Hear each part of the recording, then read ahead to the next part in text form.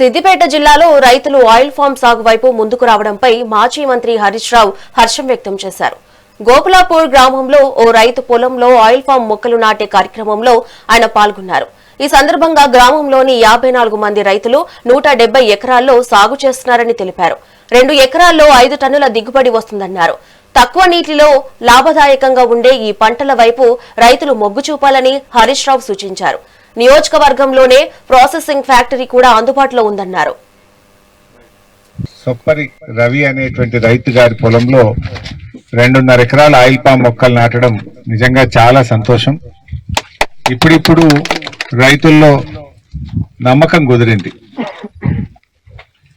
మొదట్లో కొంత పంట వస్తుందా రాదా అనే అపోహలు ఉండేది, కానీ ఇప్పుడు మంచి పంట వచ్చి మంచి ఆదాయం వస్తున్నటువంటి రైతులను చూసిన తర్వాత స్వచ్ఛందంగా ఈరోజు రైతులు ముందుకు వస్తా ఉన్నారు.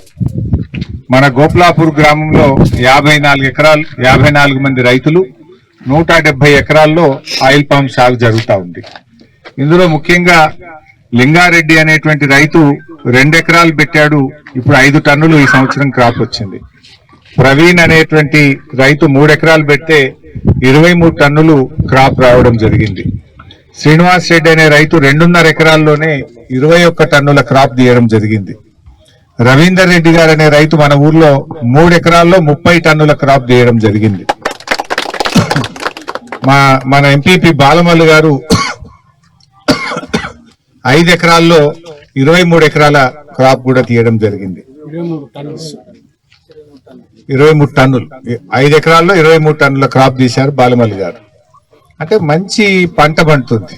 ఇవాళ ధర కూడా 23,500 రూపాయలు ఉంది. ఫ్యాక్టరీ కూడా మన సిద్దిపేట కాన్స్టిట్యున్సీలోనే ఏర్పాటు చేసుకున్నాం.